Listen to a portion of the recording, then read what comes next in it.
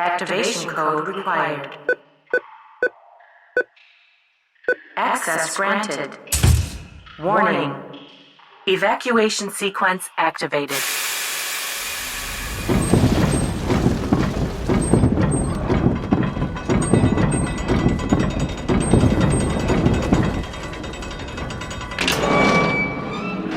We're back.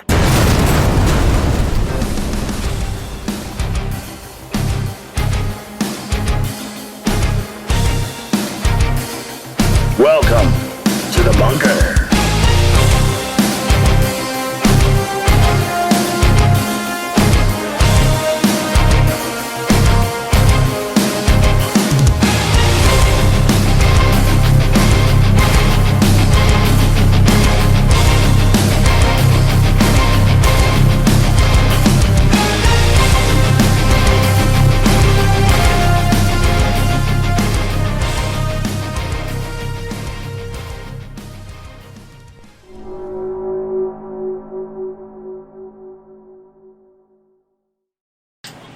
And good evening and welcome to the S-4 Bunker tonight, coming to you live from the very, very rainy, oh, did I say rainy? Cascade Mountains here in Concrete, Washington. It just started. It's not that bad yet. Not yet, but it's for a week. Something like that. 2 hours ago in Heavy rain. You know what's insane? What? Heavy rain in... Halloween was last month. Feels like it was yesterday.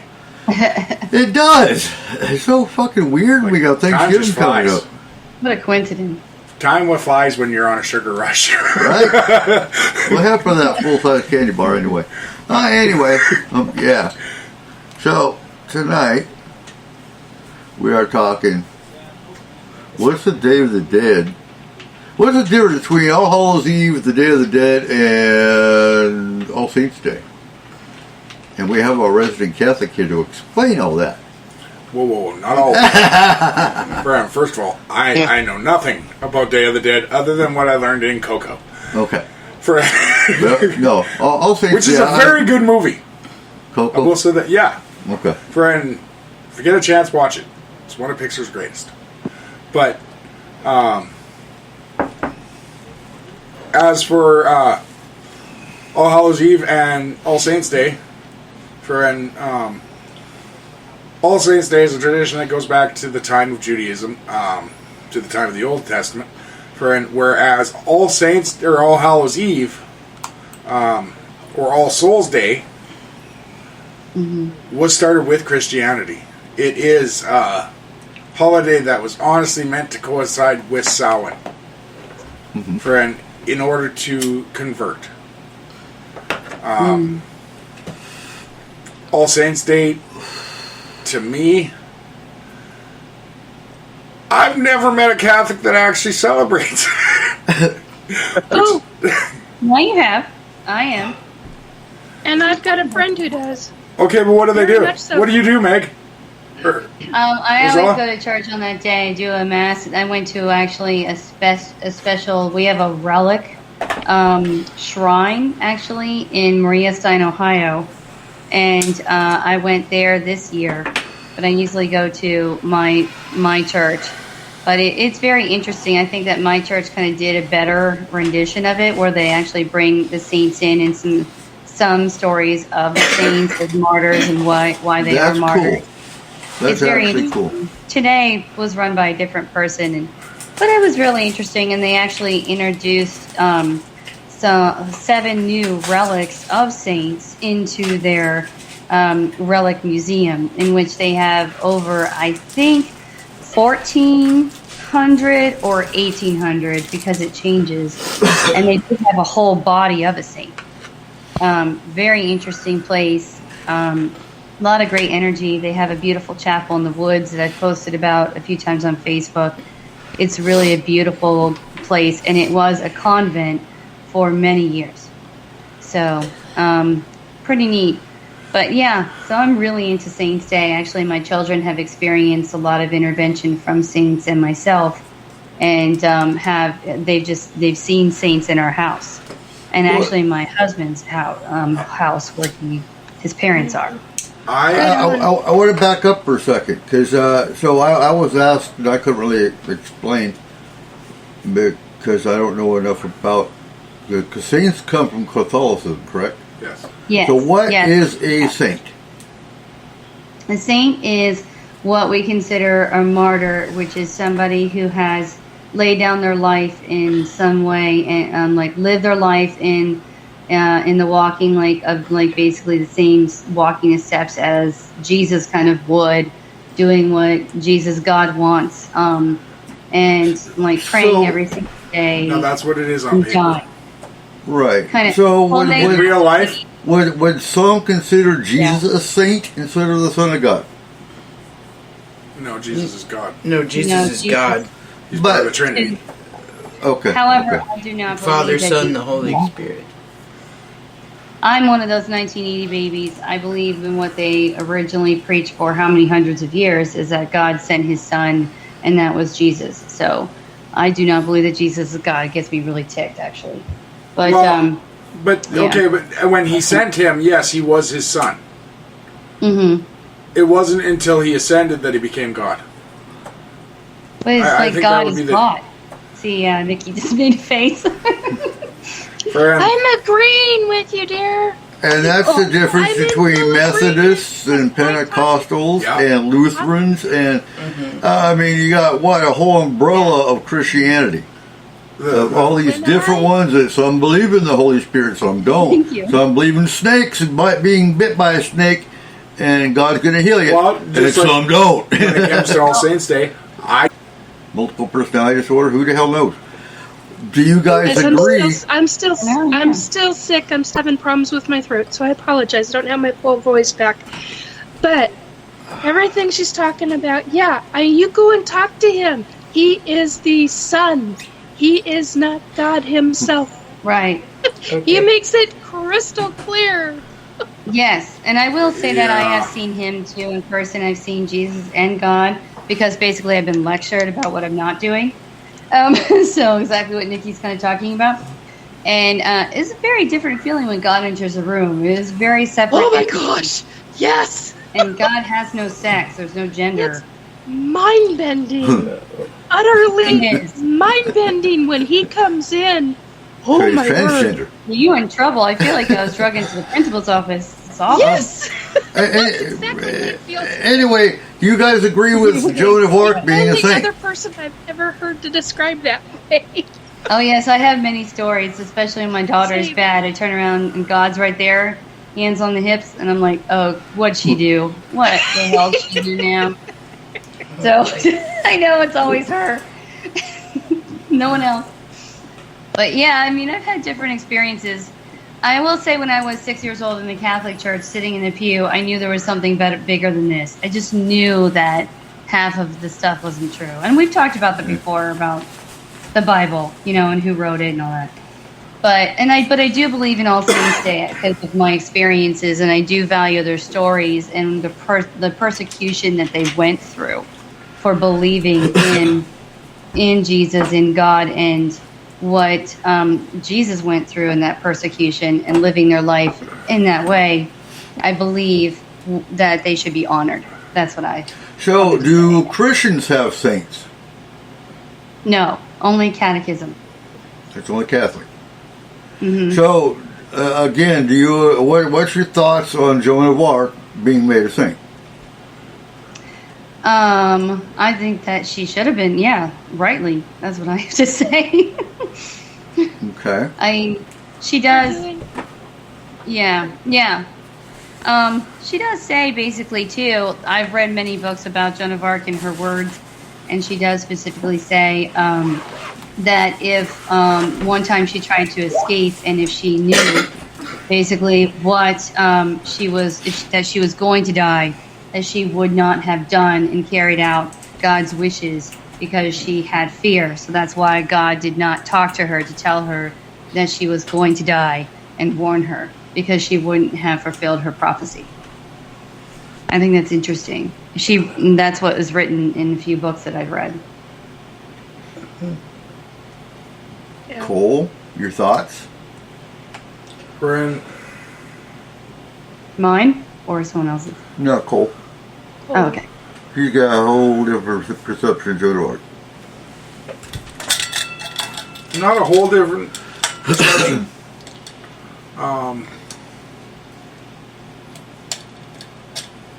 She killed. What's your viewpoint? She killed in the name of God,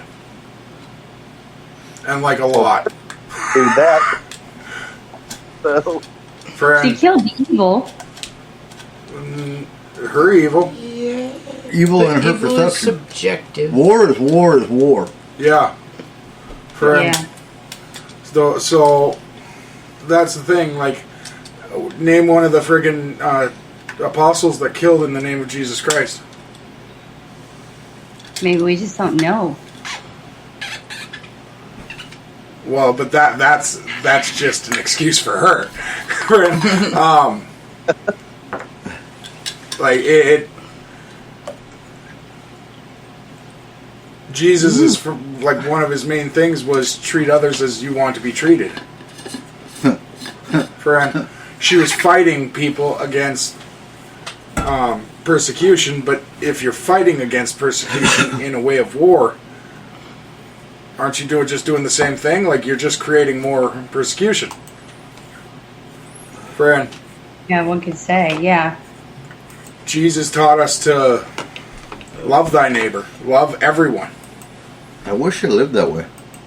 Friend, Mm-hmm. There were 2 different attacks on Samhain celebrations yesterday by Christians. One had a fucking cross that was so big, he almost hurt his own people along with the pagans that were there in Salem, Massachusetts. I gotta be honest though. What? There's right-winged people. That's what I'm saying. There's right wings in every religion. There's Oh, no, absolutely. left wings in every religion. There's But people that take it to an extreme. well, yeah. You know. Yeah. Christian, Yeah. I know that, like, bringing a Football. giant cross to a Samhain celebration is probably not a good idea. But no, and I mean, so that whole situation was interesting because they had cops there, and the cops they did what they could. so maybe we do need to actually mention that Joan of Arc is a saint. Huh? she is Yeah, Although she was condemned by the church, she was also canonized. She is a saint. yeah, no, cool. She Right. is one. Yeah. I knew that. No, but the way it came out was that she wasn't. She wasn't initially. They burned her, and then I think it was 2 years later, the Catholic Church made her a saint. Well, to be fair, that was kind of the step they took when they were scared of someone. Let's burn them. No, not all of them. It I was think basically- most of the yeah, it was burnings all were in based on Europe. fear. For The traditional death, and I'm not going to go into it a whole lot because we talked about that last week, but the traditional death for what was both hanging and burning. I think the burning was mostly in England. To be honest, I think they tied her to a stake, to be honest, and then they put gunpowder around her head, like in a necklace style. And then once the fire reached basically like the heat, it blew off her head, and then the rest of her burned. So it's pretty horrible. Well, and it's interesting because they actually burned her alive, and Yeah. most of them, in most cases, they actually killed them first, and then they burned them. Yeah. Like, I'm sorry, I actually, I would rather have my head blown off and be done than actually burn alive, though. Yeah. Wicker Man. Wretched. I don't Yeah. think I could handle, like, actually burn, that's gotta be the most freaking ridiculous amount of pain. Mhm. Like, I've had Yeah. a aunt. My great aunt literally went to save her infant. She was 15 or 16 at the time, and she went into a burning tent to save her infant sibling, who later died. She was covered head to toe. It collapsed on top of her. She was literally in the process of burning alive. She lived to a ripe old age. But it was something that I grew up with, was seeing her scars head to toe. My grandpa died So being in his burned house, alive, it's something can't even. One thing I do want to point out for All Saints Day, Eric, friend, even though Christians, most of the Christian churches do not believe in saints, Yeah. they do celebrate All Saints Day because it is a celebration of interesting. Christian martyrs. Right. They do Yes. believe in the martyrism, so therefore That's they how do our celebrate. They just don't call them saints. Yes. They're martyrs. Yeah, That's not I didn't true. know that. That's interesting. They do know, because there are a lot of churches, whether it's denominational or non-denominational, there are Christian churches that do. They celebrate the All Saints Day. They usually celebrate it very differently, but at the same time, many of them do know the saints because they do the research. They go in and they go into religious colleges and they learn about it. So many of the preachers, many of the pastors, they do teach it. That's good. Just an FYI. Because I've seen it firsthand in a number of churches on All Saints Day or about All Saints Day. yeah, it's mostly a feast. Yeah, usually So- there's a feast involved. And that's interesting because during Samhain they have what's called the dumb dinner, and that's where empty plates. It's basically a feast for the dead. But the feast part was not part of song but it does. They do coincide. Actually, that's why I'm one saying. reason. It's like it's For one reason, they an add-on. coincide. Huh? All Saints Day happens twice a year, Okay. traditionally. Right. It doesn't anymore. It's only actually one day now for most Yeah. places, but it does happen in the spring and in the fall. Yeah. Ours is just like it's semi-mentioned in the spring, and then they do a big thing today. Friend, it used to be that both days they had a huge feast with the entire community church. Yeah. Okay. Friend, but now, it is still lightly mentioned in a lot of churches in spring, but All Saints Day is canonically known as November 1st. November 1st, yeah. There are a number of churches in Texas that celebrate Catholic churches, too. Many. From what I've been told, I have friends in various different sections of Texas. Some are Catholic, some are Christian. So I hear about quite a few different things that take place. I've always just gotten lost when it comes to saints. Just what I wanted to bring it up. Like Yeah. That's a key part of All Saints Day. It's a key part of where the origin of this day comes from. Well, I'm going to butcher this, Okay? okay? Because I don't know Latin. I don't know where it came, like how it started. I don't know that. So on the 13th of May, 1609 or 1610, the Roman Catholic Church doesn't know this. Pope Not Boniface, surprising. Pope Boniface IV consecrated the Pantheon at Rome to the Blessed Virgin Mary and all the martyrs, ordering an anniversary. The feast of, this is the part I'm going to butcher, Dedicatio Sanctae Mariae ad Martem, has been celebrated at Rome ever since. Like I said, friend, all of Rome, do not come and hurt me.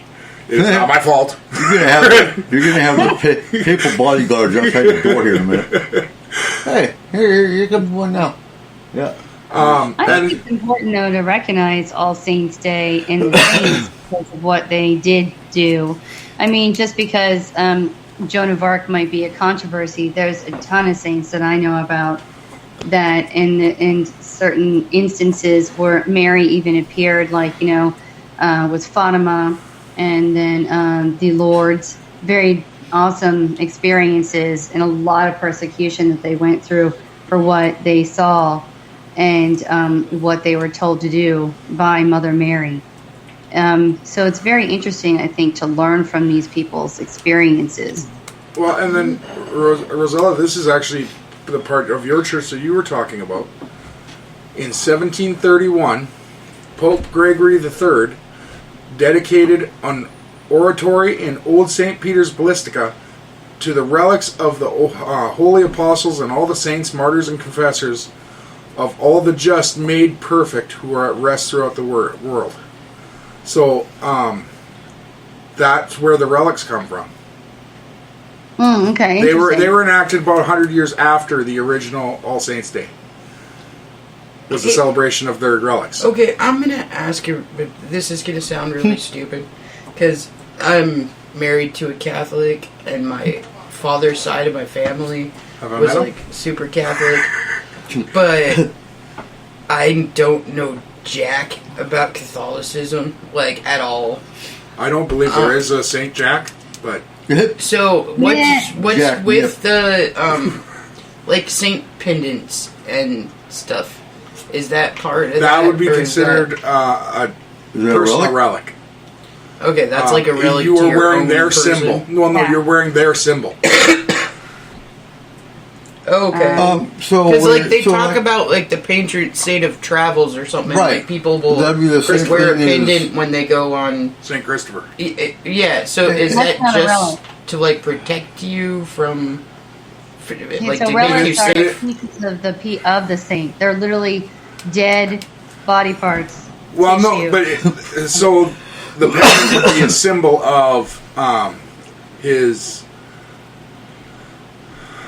maybe that's what the suitcase full of dead body his parts protection was over you. in Ross Lake the other Okay. day. So it's and I'm sorry if I'm wrong about this, but it would be like the equivalent of like per se like a pagan Right. being able to carry specific types of stones to make sure that they're traveling Yeah, safely, we don't carry body or parts is it? usually. It's just a form of protection from. Yeah, Yeah. I mean, Okay. pretty much. Okay. Yeah.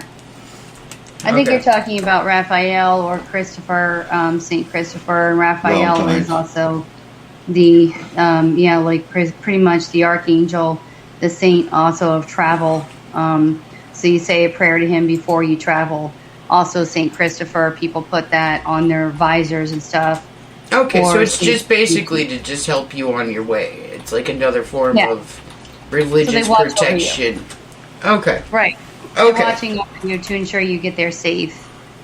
That kind of thing. But there's also pendants, like I wear pendants of the saints on like in a necklace, that kind of thing. They sell them also in all the Catholic stores of the saint.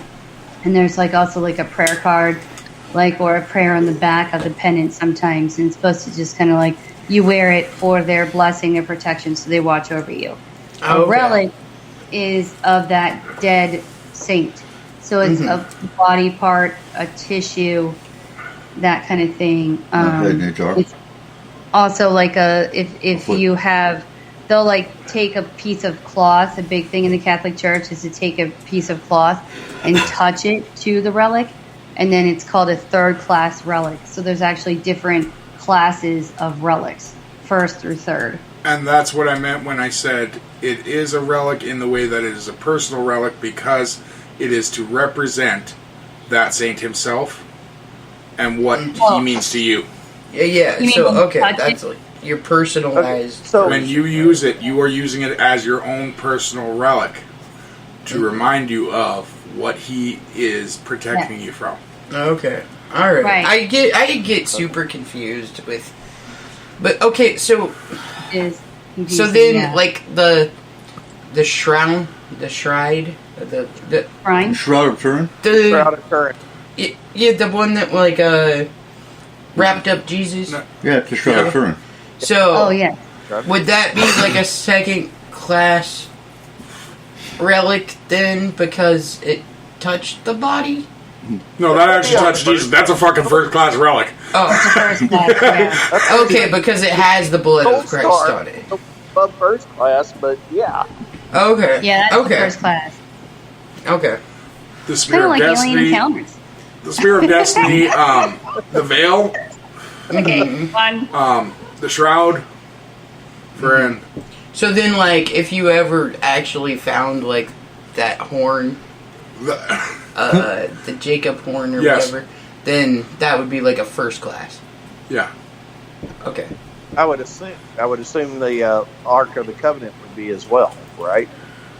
No, that's an Indiana Jones relic. Wow. Oh, but it was a real thing. It holds Yes, I know. the Yeah, it holds the Ten Commandments. So yes, it would be. Yeah. Wait, is that what the Ark of the Covenant did? It Yes. held the Ten Commandments? Absolutely. I thought it was like some powerful weapon. It Okay. is. No, that's ancient aliens theory. I know. No, Like I no, said, it I is. actually have no idea about anything. There is a possibility that like it held the first commandments for like the first 5 years, and they're like, "This is fucking heavy," so they put those away and just put a piece of paper in there with the commandments written down. But I mean, they did walk in that desert for a long fucking time. So So this is going to be dark humor. Was Jeffrey Dahmer Catholic? Jeffrey Dahmer. I don't know. I don't He had a know. whole lot of relics. Well, okay, those are different. Oh, Pretty sure he was agnostic. problem. Man. And that kind of comes to my next question is, and we talked about this before the show. So, you got heaven, you got hell, and you assume your saints are in heaven, or they wouldn't be in hell if they're a saint, but you're honoring your dead. Mm-hmm. But they're in heaven or hell. Yeah. So, why are you honoring them? Because they're your Well, connection to the past. Okay, so it depends on if we're looking at I this just want from to hear a your Catholic thoughts. point of That's view. all. I have no idea. Mhm. If you're looking at this from like a Catholic point of Day of view, the yeah. Dead type of view, That's still a then Catholic point of view. it's because no matter if they were bad people or not, they're still your lineage and where you come from. If it wasn't for that person, you wouldn't exist. See, I know the Samhain aspect. I just want to hear y'all's different perspectives of it. Well, Catholics believe that they're in heaven or they wouldn't be sainted. Right? So that's just it. There's nothing else. Well, no, I think he's asking about All Hallows Eve, not. Oh, Saints stay okay. there. Sorry, I thought you were asking what a Catholic would believe about it. Oh, okay. No, okay, so like honoring your fallen past. Okay? You're not just honoring the good pieces of your life, you're honoring the bad pieces as well. So whether the person was a terrible person or not, they are your connection to the past. They are the reason that you are there. And on the the Catholic side of Mexico, it is the fifth commandment. Honor thy father and mother. Yes. Oh. So, like, that doesn't end when they die. No. Shouldn't. Friend. See, I'm just playing Paula's role tonight because she's not feeling good, so I'm asking questions. So, like, as far as I understand it, it is a day that you visit their grave. I believe you visit their grave early in the morning. Okay. You take with you presents for them and flowers, and I can't remember which flower it is. Does anyone else? It's not daffodils. I didn't think it was a specific flower, There's like so I don't 5 know. different Is it types lily of of the valley? flowers. There is a specific Yeah, I flower always that thought they it use. was a white flower from what I remember, but I don't remember the name, the type of flower. I just remember it has to be red or white. Excuse me. I think it must be lilies. You've been doing it all wrong all these years, Rose. Marigolds. Marigolds, okay. They're the, Okay. yeah. Oh, Supposedly, you take the petals of a marigold, and you take that, and you spread them from the grave to your home.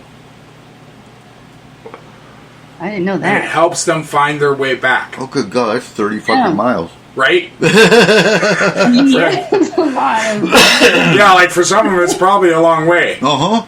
But every while Helicopter. you throw one petal out the window, you know. Okay, so it But- said that the marigold has a very distinct smell, and when it's paired with the right kind of They candles, don't smell that the good. believers say that the souls of the departed return for a brief period of time to enjoy the pleasures of life once more. And that goes with the thinning of the veil. And that's where you leave them the presents. Like a lot of it was That's why it's a their lot of favorite food and alcohol, their feasts. favorite Tobacco. tobacco, Yeah. their favorite foods. Well, and that's why I was asking you if the First Nations or Native Americans ever did that because of the tobacco aspect. No. I believe that at night they all gather and have a party in the graveyard. Yes, And they all go back sit and to see in them the off. grave. Yeah, they So- go off to see them off. No. Yeah, it's and they the- have a picture of them on their grave, like as they what they look like when they were alive. It's the night before. So Is it the night before? yes, before, so they go just after midnight. Well, they go before midnight and set up everything, but just after midnight, and they do. That's when they start the beginning of it, and that's when you'll start your line of like marigolds to the house and different things like that. But it's only open for that like 24-hour period, only for the day. So they want the entire day, as much of the day as they can with their loved ones.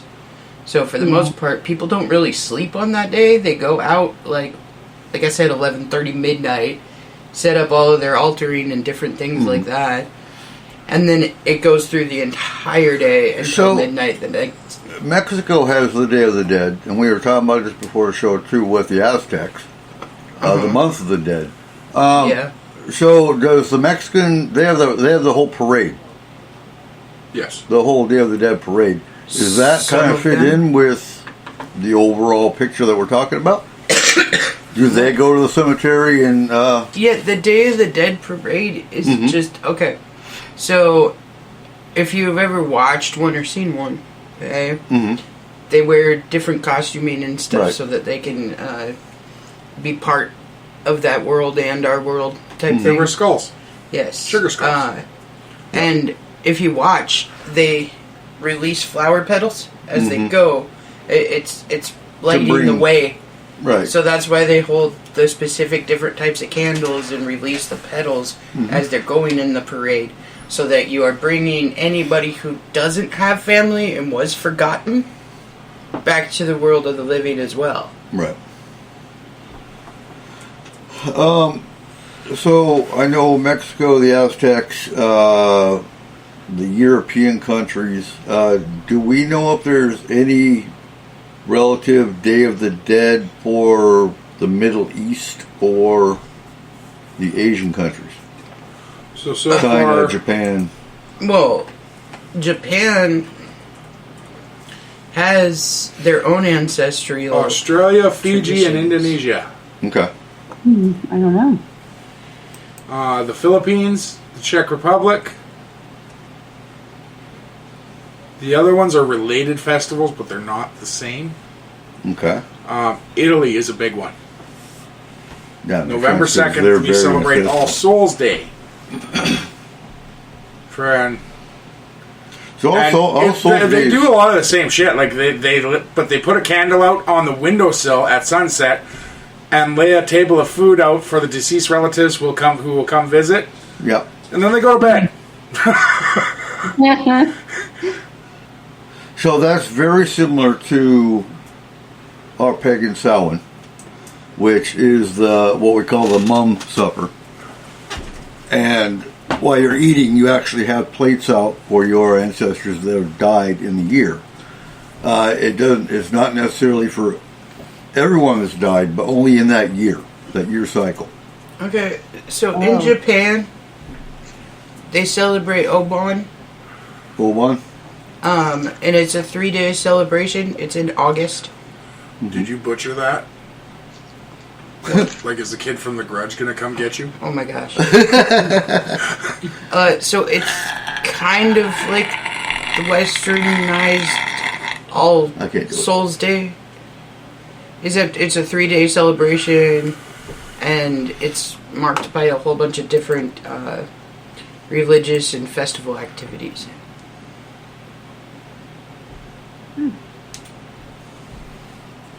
Part of which is the releasing of the lanterns.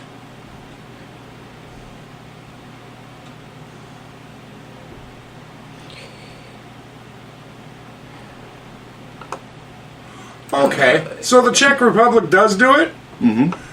but it was started by the Mexican embassy. It's a promotion from the Mexican embassy that they started in the late 20th century. Okay. So, like, they haven't been doing it very long, but it is literally, like, they use sugar skulls, they use it's all Mexican themed. So, but, yeah, there is not a lot for the Middle East that I'm seeing. So, no, and that makes sense, because they don't see Jesus as the Son of God, they see him as another prophet. Yeah, so he wouldn't be seen as a saint, and I don't think they have saints in Islam. But this is not All Saints Day. But the day... Right. I'm trying to remember what they did for I don't think they really honor the dead, because the dead are up. But the festivals the of the extremists dead, shouldn't. depending on what culture you are, isn't necessarily a religious festival. Huh? The festivals of the dead, depending on what culture you are, is not necessarily a religious festival. Right. Yeah. True. Yeah. But I'm not kidding there. The extremists of the Middle East probably shouldn't because, celebrate that. Because do you really want to bring back the guys that you sent in a suicide bomb? Probably didn't get the 72 virgins when they got there, or if they did, they were all the wrong sex or something. You don't really want them coming back and being like, "What the fuck, guys?" Nope. No. No, it is actually interesting because the Day of the Dead is like a Mexican, more of a Mexican holiday. Basically, though, in Mexico, most of the Mexicans are Catholic. Yeah. Mm-hmm. But here in America, we don't celebrate it as Catholics in America. No. Kind of interesting. Well, so I do believe that, we do see it. That's the thing. Not all of America celebrates it, but there are a few states that they do celebrate it fairly heavily, and it's because they have a bigger Mexican population. Oh. Well, they definitely, not religious, but they celebrate Cinco de Mayo like it's nobody's business. Yeah. Which they shouldn't, but okay. So Islam has... Don't celebrate that. So. No. Islam has Thursday of the Dead. But their Day of the Dead is between... It's a Thursday that falls between the Easter Sunday. So it's the spring Day of the Dead that you were talking about. Are you talking the Thursday of the eggs? No. It's called Thursday of the Eggs and Thursday of the Dead. If they are getting their only eggs on Thursdays from their chickens, they really need new chickens. Jesus Christ. So it's a popular feast day for women. It honors the souls of the dead. Celebrations are festive family meals and the giving of food-colored eggs and sweets to the poor relatives and children. Oh, cool. And again, it's on a Thursday that falls between the Easter Sunday of the Catholic and Eastern Orthodox traditions. And it's annual. That's the only Day of the Dead that the Islamic traditions follow. But yeah, same as the Thursday of Eggs, Okay. which makes sense to the relevance of Easter. Yeah. The thing I will say, Rosella, about what you said with America not celebrating it, like, well, it's true we don't, because America has this thing where we love to take on other people's holidays. But really only the fun ones. Friend, if it's something fun, we'll do it. The thing is, this one, well, yes, it is fun for the people of Mexico because they get to see their loved ones again Yeah. in their eyes. But God It is- damn it, us here in America, we have baseball and hot dogs and But no, but Well- it's peppered with a lot of sadness as well. oh yeah. Yeah. Oh yeah. So, it's not one of the ones we would take, friend, and make as popular as we have others. I guess is what I'd say. I mean, it's funny that like we only really take on like the partying holidays, you know. Well, and if we can, without being too insensitive, Yeah. we take on their holiday and make it a party holiday. Like, look at Christmas. That's yeah. And look at Christmas, How do I because put this? Christmas was actually banned in, I believe, Massachusetts in the 1900s because there was too much drunk reveling going on. It's because the senator couldn't afford gifts for his kids that Yeah, year. too. That too. So he's like, no, we're just not going to do it this year. St. Patrick's Day. I mean, St. Patrick's Day is kind of different. It's really Yeah, we took that from Ireland. partied up here by people who are not Irish. Well, and in the early 1900s, that was the most boring holiday in America. Right, with really? Prohibition. Who invented April Fool's Day? In the A Hindu fool. religion, I don't know. So in Japan, we have the Festival of the Hungry Ghost. Or no, China. I'm sorry. You know what? What? I want to say April Fool's Day is part of pagan tradition, and I don't know why. Part of what? Pagan tradition. I want to feel like it's Norse and has something to do is with it Loki. because of the trickster god? Yeah, Loki. I It'd be a want to Loki say thing. that's So the Festival of the Hungry Ghost is Chinese. It's also called Zongyuan. And it takes place on the 7th lunar month. And restless spirits are said to emerge from the lower realm and roam the streets and cause mischief. Yeah. We've got... There is a Oh, you're talking about Obon already, right? That's Japanese Buddhist festival. in Hindu though they have like a time period of the dead. I don't know what it's called. I can't remember. would say that's... But I do know that it's like a 15 or so day celebration where they And that probably has to do with Kalima. worship the dead and do rites. Mm-hmm.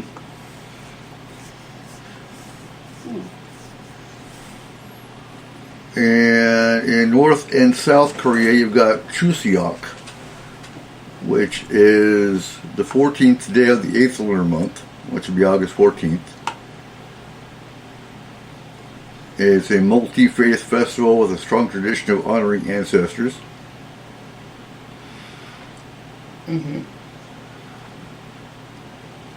okay. Huh.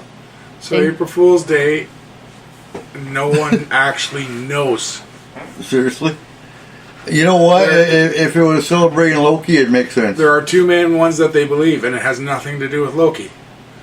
For an ancient Roman festival of Hilaria, where people come together to commemorate the resurrection of the god Attis. It's a celebration of renewal in which revelers would dress up in disguises and imitate others.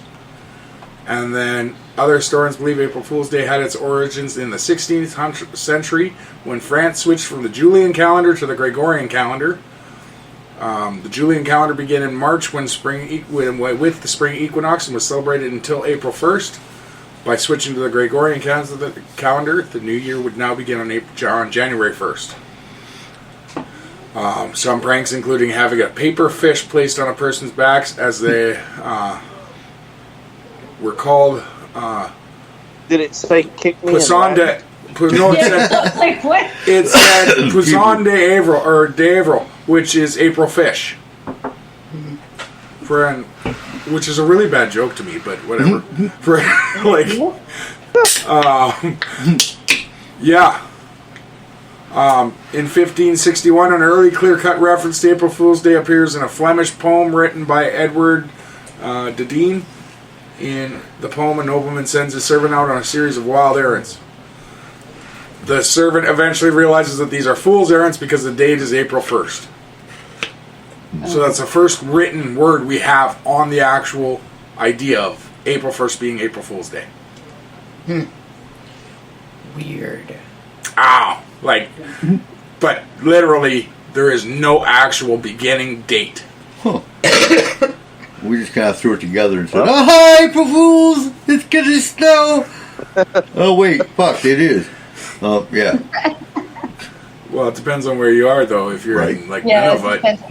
Yeah. Yeah, 'cause Hey, if hey, you're in Robert. Nunavut, it's like April Robert, Fools, you're May gonna get Fools, snow. June Fools, April. or July Fools. Like, April it's every Fools? month. Did you just say Oh, yeah. April? They added a new month in Nunavut, didn't you know?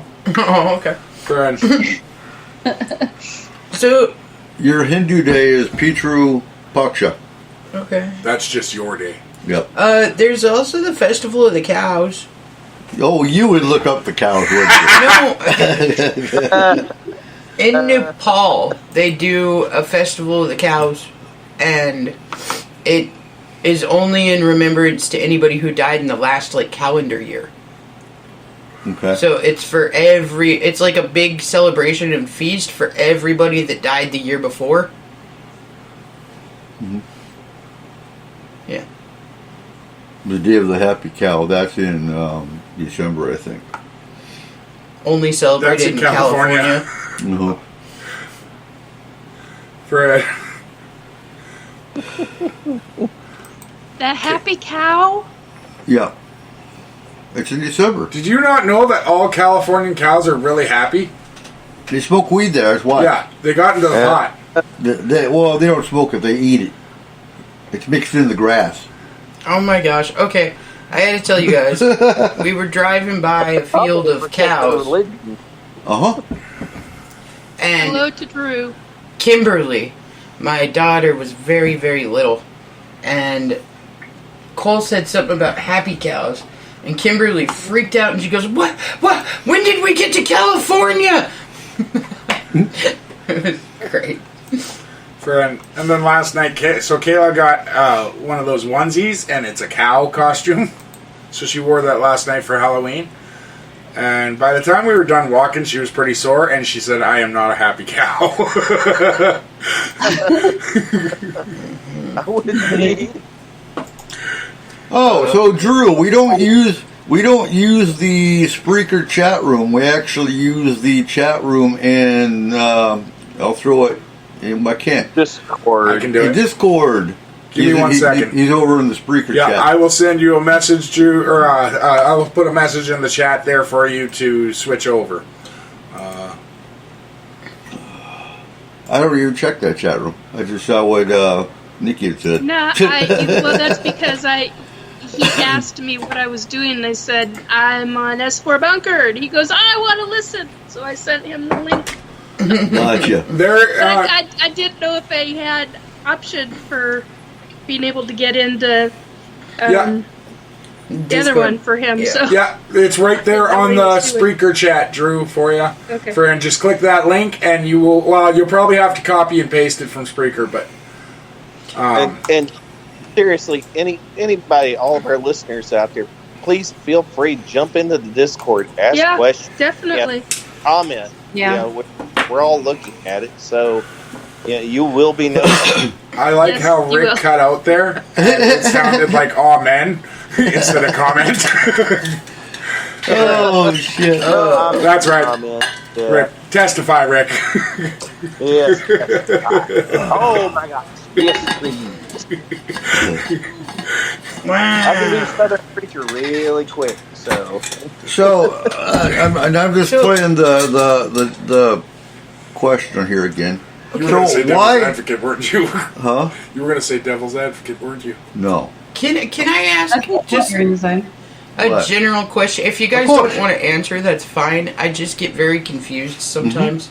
So, when we're speaking of religion, and we talk about religion quite a bit, what would everybody religion actually has a big part in everything paranormal. consider their religion to be? Say again? What? Say it one more time. What would everyone on our panel actually consider their religion to be? So you would be... I'm a witch. You'd I'm be considered pagan.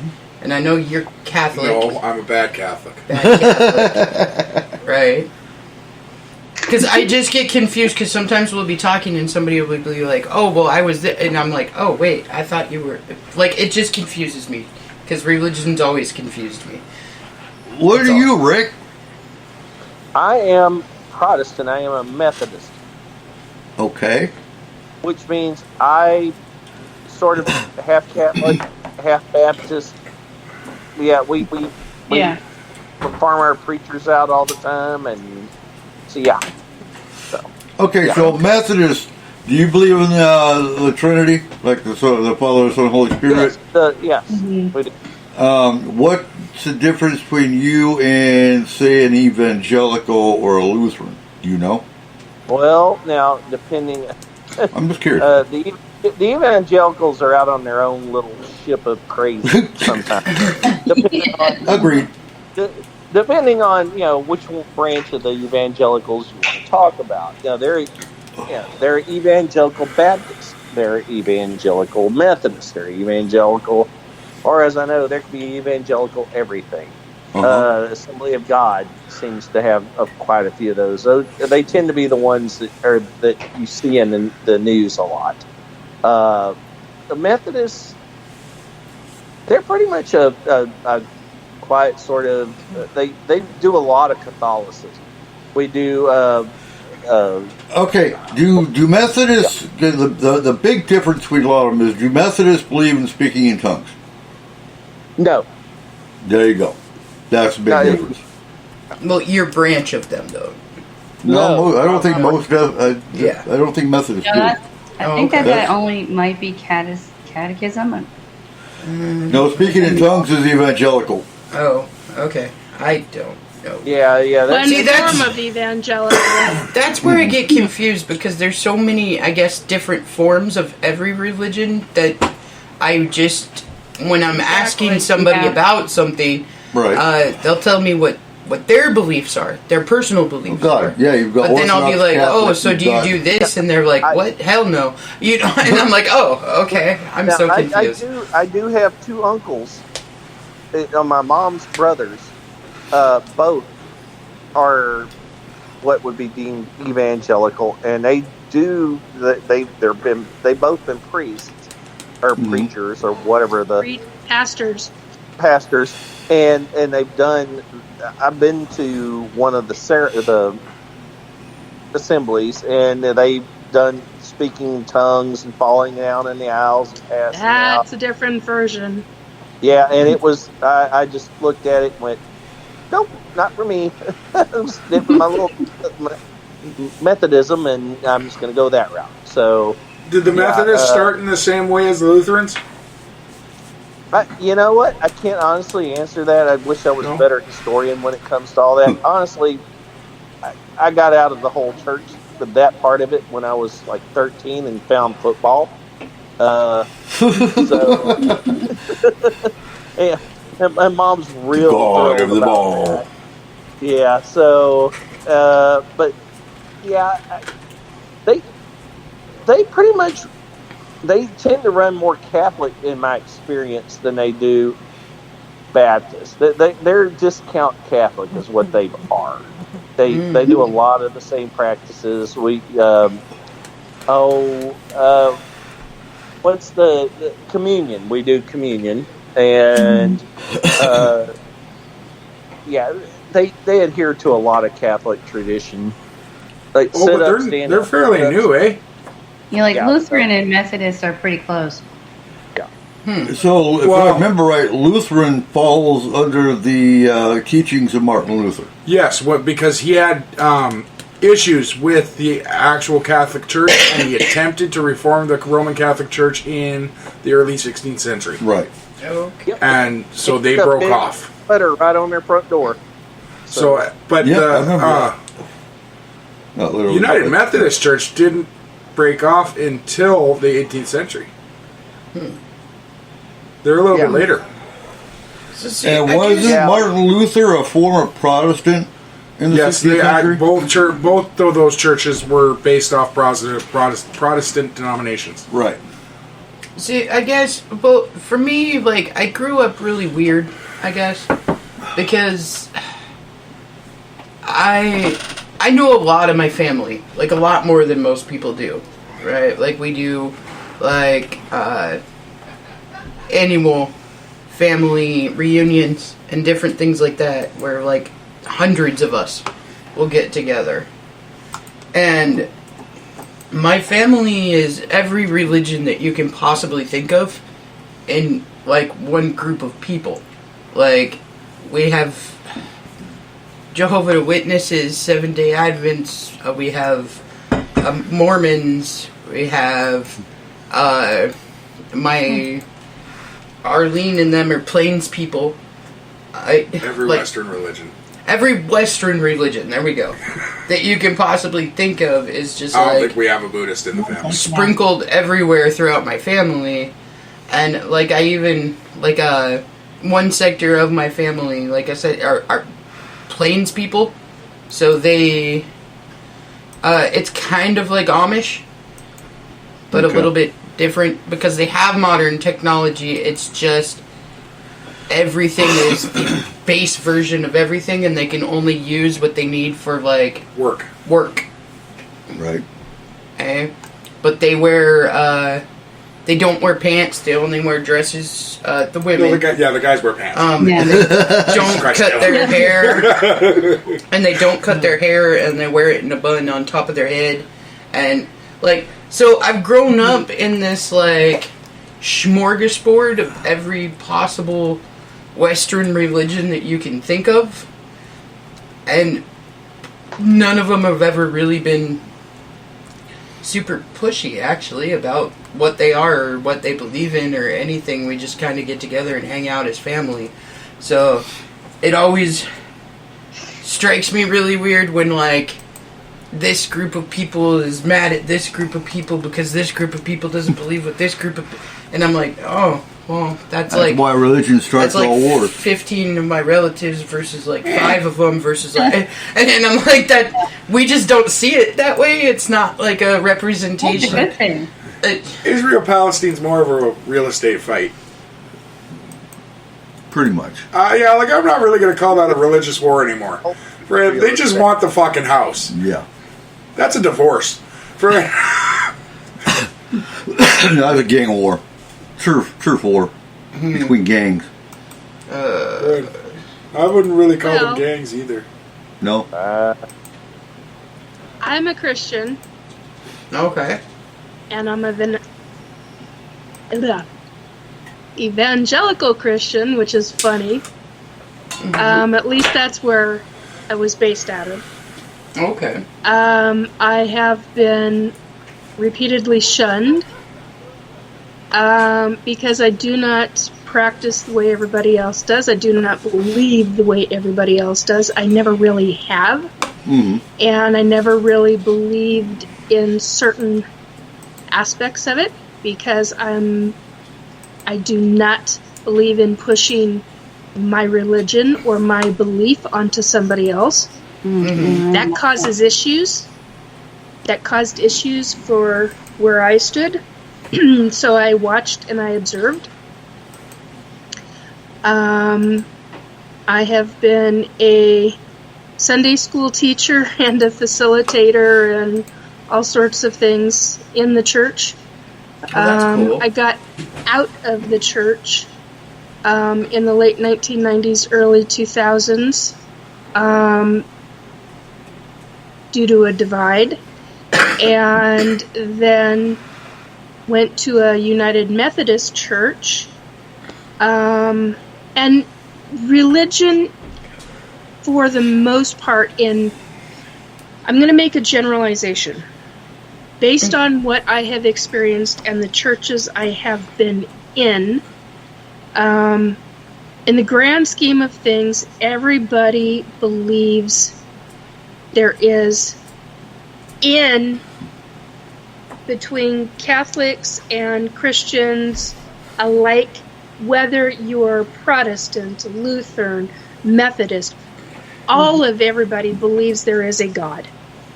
They believe there is a Jesus. And I've known folks who do not believe in God.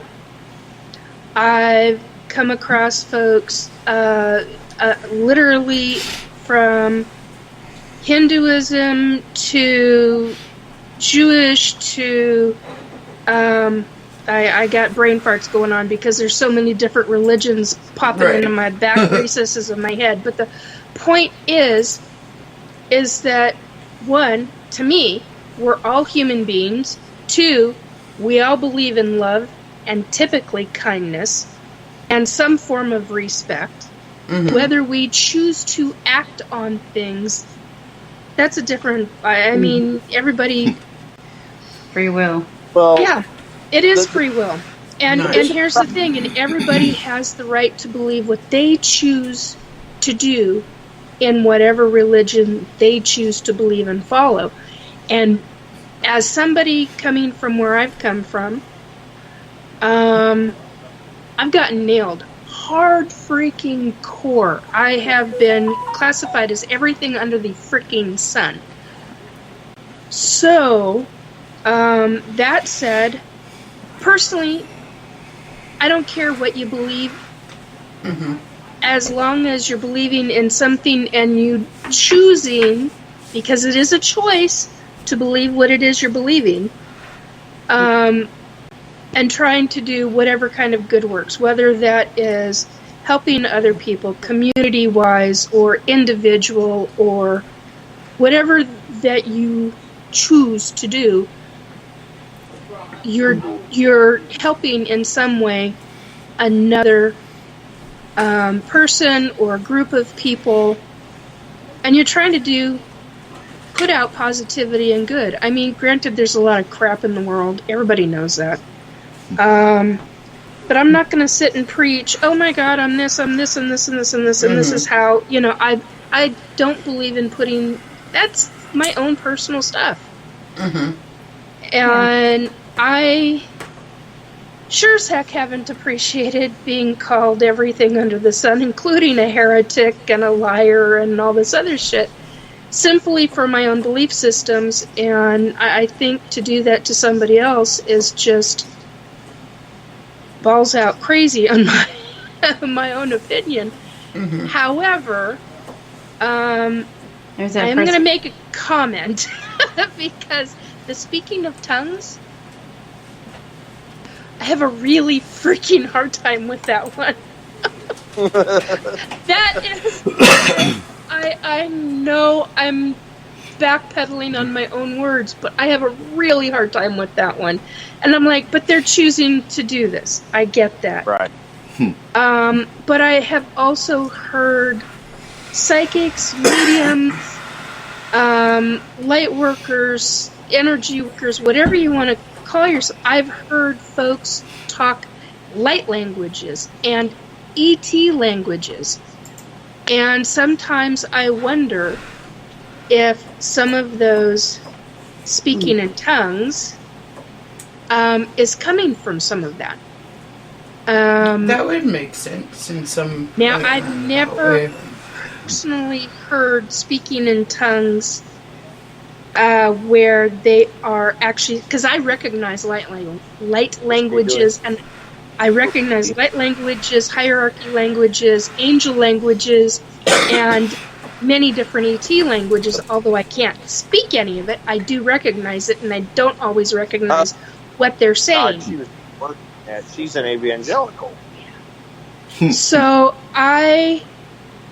it does make me wonder if by chance they may be speaking some of that and they may not be recognizing it. And they're classifying it as speaking in tongues. But I personally, that's my own personal opinion. So, you know. Well, actually, that's an interesting point because we have a priest here who is, they say that he speaks in angel tongues. I've never personally heard him because every time I show up, he doesn't do it. And then when I'm not there, I hear that he's done it and I've missed it. But, I mean, this man, I've met him and basically he's a medium. I mean, he is a medium. I've come across folks like that, yep. He hears the voice of Saint Philomena talk with him and guide him. Now, for me, it's Archangel Raphael, Saint Raphael, whatever you want to say. But I'm like, I recognize that he's having the same experience that I'm having with a different, saint, martyr, whatever you want to say. And he's like, no, she'll tell me what to do. If I lose something, she'll tell me where it is. And I'm like, that's like a medium. Like that is a medium. So yeah, and he speaks in these angel tongues. The difference is most of them are never going to recognize that. Growing up in the evangelical church, going to multiple evangelical churches, Assembly of God. Yeah, there really are so many. Oh my God, they are so narrow. Oh man. And that's what's mind-bending to me because they're supposed to be so open, and so many of them are narrow-minded. And I'm like, wait a minute. We are taught not to judge. What the heck are you doing? All I know. Judging. And so, I'm sorry, Eric, I interrupted. Please go on. And I got my voice back. Yeah, you did. True. No. My point was, I remember Sunday mornings where people they'd actually stop and wait, and then all of a sudden, one random person in the congregation would spout off with garble. That's all it sounded like. And then somebody else all of a sudden would come up with a translation. Now I know those two people didn't meet before church and go, okay, you're going to go out and you're going to spout garble and I'm going to come up with a translation. No, it was weird. Yeah. What language could it be? What's interesting is looking at historically and through church bulletins or whatever, you'll actually have some where they're actually speaking Spanish or Russian or some other language that they don't know. And then another person will come up with a translation. And they won't find out what is Russian or Spanish or whatever until after the fact. So it's interesting on that regard, but I know evangelicals do it. I wasn't sure if the Methodists or the Lutherans or I know some religions believe Jesus was the Son of God, some of them don't. Some of them speak in tongues, some of them don't. It's a grab bag. I think that catechism has changed so much over the last, I'd say, 20 years. I mean, I don't know. What do you guys? Is Rick, right? Yes. You're the one who is Catholic? No, that's cool. That's cool. Yeah. Cole, sorry. So what do you think, Cole? Because I think it changed, kind of when I went to college. 1999 is it seems like I came back from college and all of a sudden everything was just warped. And it's just very strange. I think Western catechism was changed. I do not believe that the Roman Catholics changed that much. Other than a few things that are pretty major. I will say they are pretty major. Like the fact that the Pope actually came out and said gay marriage is fine. But women are not.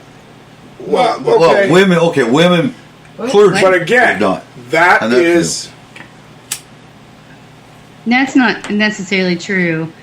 They have accepted us as deacons, and just different places in the world. Like Italy views things differently, like he's saying, than in America, Western. Very differently.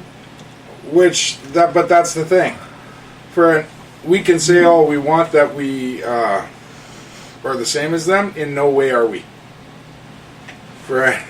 We aren't even close to Roman Catholic churches, like in it, like the actual Vatican churches. We are not even near them. We will never be near them. We haven't been near them since the first fucking Catholic Church became a thing in the United States or in the western side of the world. Friend, because here's the issue. Anytime someone starts a new church in a new area, they bring in not only their original beliefs, but also their new ideas, their new traditions, their new way of thinking. Friend. Do you see? So, I see so we have all kinds of divisions, but I see a division within the Catholic beliefs, not beliefs, but the Pope came out and said same-sex marriage is okay. But you see Catholic priests coming out here going, "Oh hell no!" Do you think that's going to? I think that's jealousy. They're not allowed to touch anything, so why would...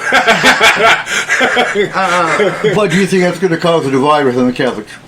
Well, there's so many divides in every... Many times over. It's called Lutheranism, Methodist, Protestant. Like, it has caused divides over the years just for different reasons. The First United Methodist Church is about to implode, or it has imploded over, as far as I know, because the whole... the gay thing being what it is, it's there. It became a vote. And I know my mom's church they were part of the, they were voting on whether or not, do we stay with the side that goes with allowing gays in, or do we, as, people that are, I guess, part of the leadership of the church, or do we, do we splinter off and go the opposite direction? Do we go with the non-gay? It's so weird. And all these years I've been raised, Methodists don't do anything. We just sit there and drink beer and we get out of church. When the football game is cranked up on Sunday, everybody heads to the house. Well, apparently it's a little bit more than that.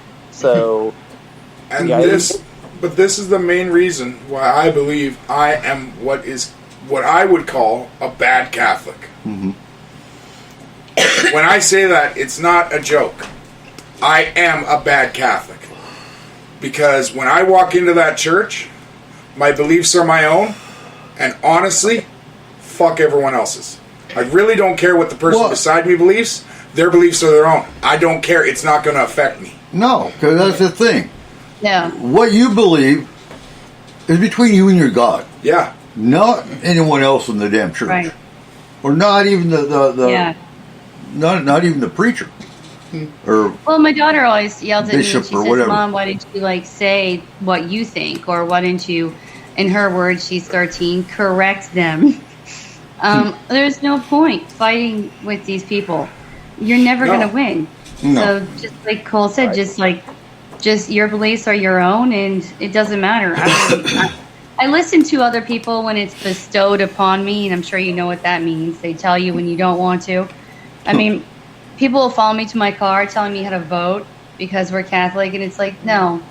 I just smile and I just nod, and that's all you do. Take the pamphlet, smile, nod, move on. It's not worth the fight. As my mom always said, don't get into a fight like a pissing contest with a skunk. You're never going to win. So, I like that one. Unless you have lots of tomato juice. I will agree with that to a point, but at the same time, the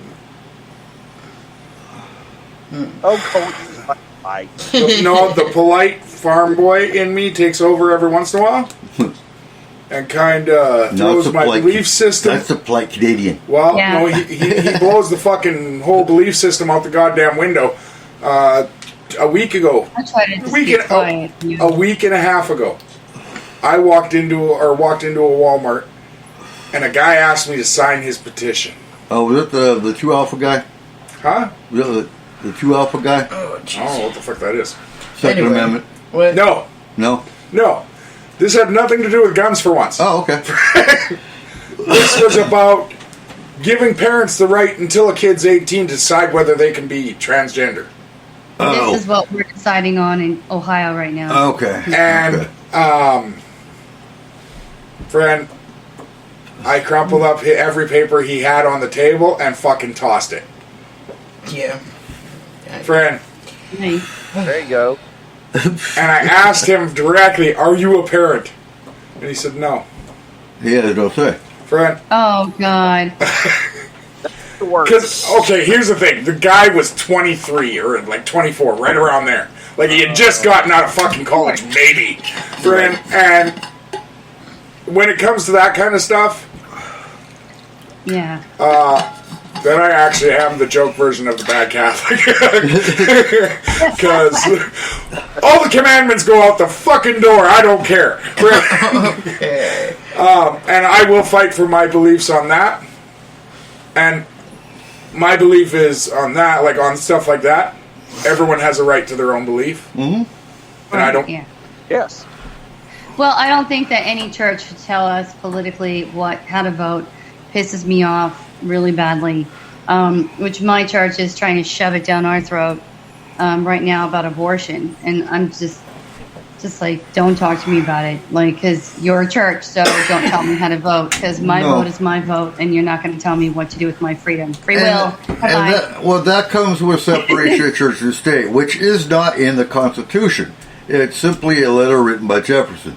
But the Establishment Clause, however, is. We don't actually have that issue in my church. And, yeah. They don't talk politics? Oh, They no, don't- They're a bunch of... They don't talk... They try to don't... get you to put a sign in your yard. Oh, it's bad. No,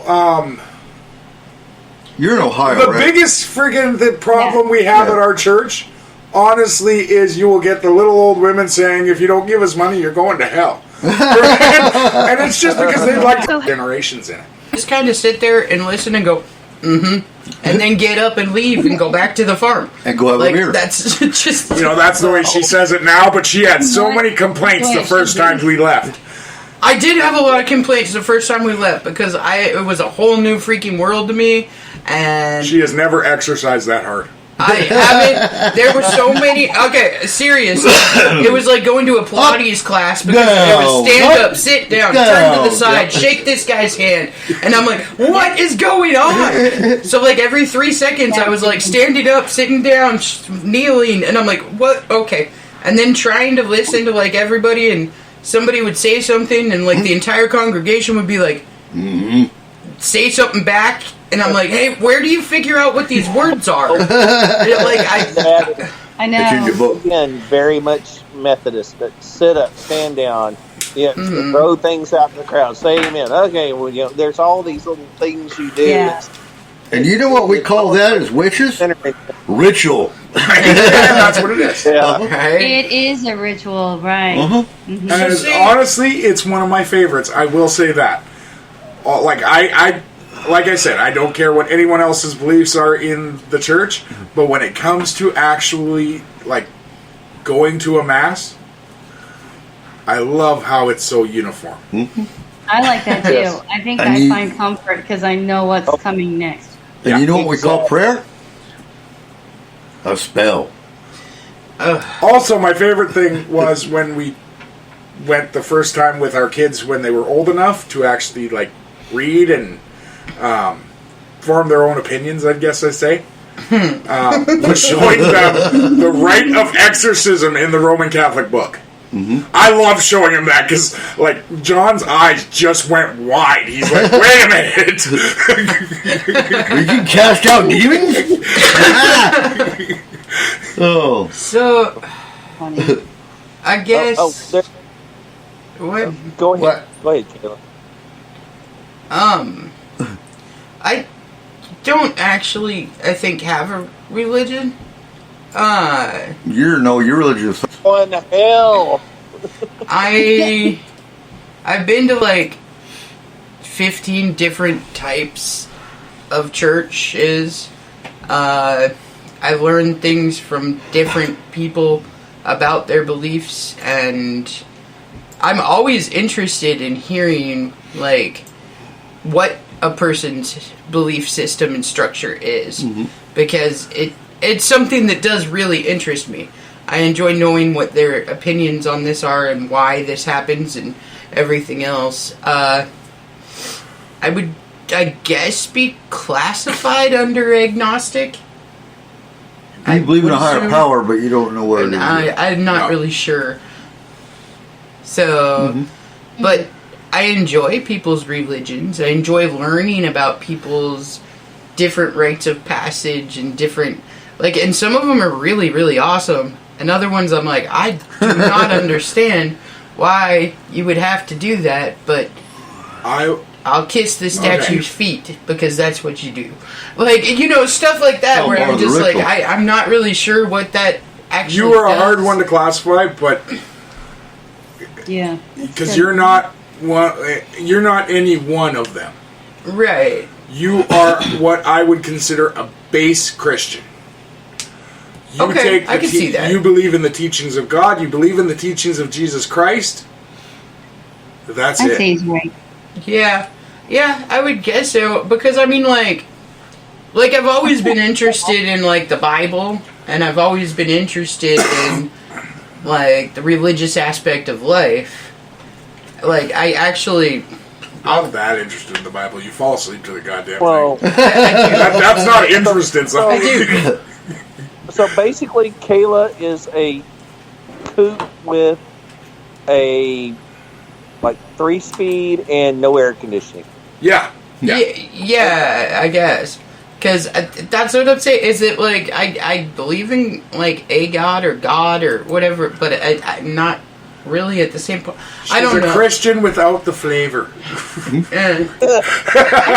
Nothing wrong with that. Friend. Yeah, no, there isn't. Like, that's the thing. Like, whatever you believe is your belief. Yeah.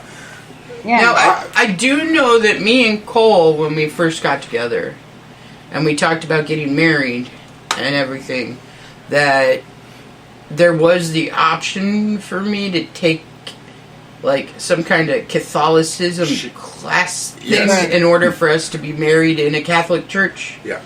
Yeah, they want you to convert. Yeah, I chose not to do that, so we ended up actually not getting married by a Catholic priest. But there's a lot of people too that will look at, like, me and Cole's relationship and wonder how the hell that works, because we are so very different in our religious practices and belief system. And that most people, when they get together, they choose one side or the other and they go with that.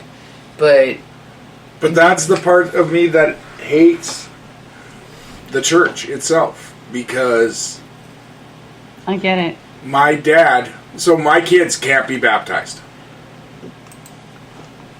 According to Catholic law, my kids cannot be baptized because their mother is not a Catholic. Now, my husband is Methodist, and we were not married in a church. We were married, like, really actually outside, like, somewhere or whatever. So we had a reverend. Then I moved back here to my hometown where we're both from. Both of our children have been baptized because I'm Catholic, and I was baptized in the church. They did baptize the children, and they asked for my stuff and my husband's, and then never said anything. When I said he's Methodist, they didn't say anything to me. So my children have been baptized. Now, according to actual Catholic law, though, they weren't supposed to be. mm-hmm. I've never heard of that. Yeah. Yeah. Friend. But, so my dad became the leader of the Knights of Columbus for Drumheller. Mm-hmm. And at first he became a member, then he became a leader. I can't remember what they actually call them. We used to call him the Grand Poobah because that was from the Flintstones, and it's fucking hilarious. Friend. But as soon as he took on that role, the priest at that time was willing to baptize my kids because of who my dad was. That's what I hate about the church. Well, there's a lot of things to hate.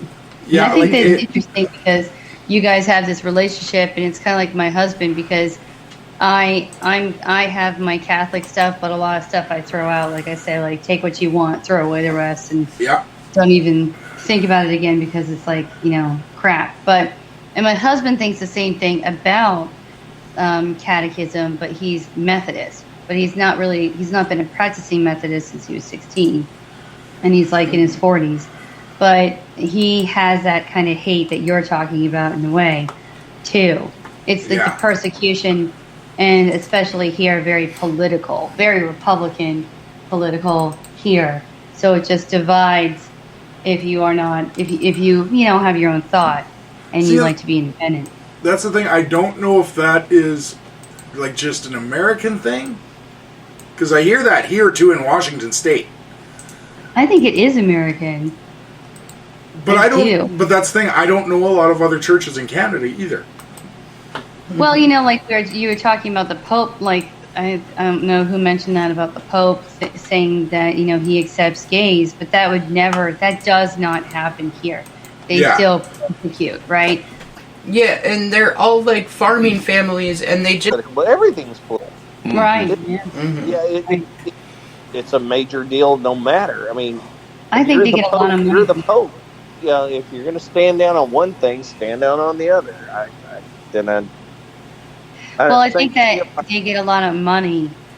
Like I said, with that the voting thing and the signs and everything like that. This woman followed me to my car from frickin' Dollar Tree just to try to get me to vote. Oh, yeah. She's like, "You're really nice. Are you Catholic?" What the hell are you asking me? What? And again, you just smile and nod because it's like, oh God, whatever. And most of the time I end up looking at these Catholic people like, you're the craziest person I've ever met, and you're going to persecute me because I'm a psychic medium if I say so. Sure, okay. But who's going to heaven? Not that girl. So, Rosella, I got a question for you, though. Yeah, sure. How much do you pay attention to the vote of the new Pope? The vote? Like, who voted him in? What do you mean? Like, when they present the men that have the chance to become the new Pope, do you pay attention to that at all? Truthfully, no. I don't think that I've been old enough to even, care. Like, as you get older, you care. Well, no, the reason I'm asking is because I did even after John Paul III, and I think I was 14. Okay. I paid more attention to that at 14 than I did of who was going to be my fucking prime minister. The politics of the church. Yeah. Well, isn't it the Benedict one he just died? He was the jerk one. Yeah, that was a mistake. Oops. The Nazi? Yeah. That guy I really couldn't stand, and I think that's when I kind of started paying attention to it a little bit. Like, he's an awful person. Like, talk about a person who's going to go to hell, and he's in a Catholic church. And that's been my opinion off of, energy, that kind of stuff. But I just don't think he was a good person, and the decisions that he made, the way he talked about people. I really like this one. I have liked this one from the start. I really hope that he lives for a very long time. So do I. Mm-hmm. Friend, I actually hope he's there to meet the aliens when they make themselves known. Friend, because he's the first one to admit that that's going to happen. Friend, and that the church will accept them with open arms. I love that. He's a really nice man. Yeah. And I really hope he actually sings them a rap song. Friend, that will be the greatest day of my life. Nikki's face. First contact with an alien species, and it's the Pope singing him a rap song. Okay. My face was something because of something that Drew sent me. He's private texting me so that he can, and I'm like, oh, because he's still listening. Mm-hmm. And I'm like, I'm not reading that. I'm not reading that publicly. Dude, hey, you gave me permission, but holy crap. Do it. No. I'm not saying that, Drew. Love you, dear buddy, but no. Wow. Okay. Okay, So that's what my response was. Okay. so this I'm listening to you guys, and then I looked down and I'm like, what the hell did he just write? I was like, oh my god. Okay, honey. Funny timing. were you gonna Yes, say, it Kayla? was. That's what I thought. said this Yeah. podcast went from Day of the Dead to religion really quick. That's okay. So I do have a question. But this was fun. I can actually contribute. Oh, nice. 950. No, but most people actually 42. listen to our show actually love the way we jump around. It's 950. Okay. You said you had a question. I do. It's how many Do licks you takes to find get it the center of interesting- zero. How the Pope came out and talked about aliens. Well, okay. No, he said it's okay for people to come out. He didn't come out. No, but do you find a correlation or interesting in the timing that when the Pope came out, shortly after the U.S. government came out and started talking about it more? Oh, about aliens. Yeah. The U.S. Maybe government's gay? Pope is Wait a minute. wicked and he knew, so he had to be ahead of it. I looking back at the timing of it all, it wasn't but a year, maybe less, that the Pope actually came out and talked about, yeah, aliens are our brothers and we can convert them to our religion. And then all of a sudden, a year or less, we have the government saying, yes, we have crashed off-world vehicles and bodies. And, we're going to release 10,000 documents now. Aliens. I don't, just because I think that that's how open he is. That's what I think. Okay. I think that he just will talk about But anything. here's the thing. Extremely open. Since he has been put into office, He's changed everything in the Catholic he has Church. been changing things. Oh, yeah. I'm pretty sure Yeah. aliens were a little bit lower on the list than a lot of Oh, things. no, I'm sure. So I think But- that had to do with his timing. Yeah. Okay. But do you think the government... No. No. I really don't think they give a shit what he thinks. Okay. No. I mean, agree. they give him the little car when he comes to America, but that's about it. Jeep. They give him a fucking Jeep. Is it a Jeep now? It was. He brings his own. What the hell? Oh, It's the Pope Mobile. Yeah. No, the Pope Mobile isn't from Italy. That's here. So funny. If I'm correct, It sits in the garage and collects dust until it shows up. Yes. And then I believe it's 4 years, they have to replace the glass. Yeah. After 4 years, bulletproof glass loses Oh, yeah. its... It loses its fucking Yeah. strength. Yeah. It's Yeah, just like, that's right, it's no different than our fucking place that we have. I would hate to be the yeah, guy pretty in charge sure. of the windows of the Pope Mobile. I'm pretty sure it's a sad way they found that out. Oh, I'm pretty sure, yeah. Somebody died. Or I saw that. You know what scares me is they told us, yes, your bulletproof plates are porcelain. Like, huh? No, Feel good about it. You're okay. I don't want to wear porcelain and expect that to. I think of China. No, you're going to shoot right through fucking China. Oh, hell no. What? I just remember when. Whoa. Why are we killing the Chinese people? We're not. China. He said through China. You're killing the Mongolian. The Mongolians. Yeah, Oh, okay. yeah. It's okay. All right. Friend. Yeah. We the Pope. Chinese government. Wait, what? Yeah.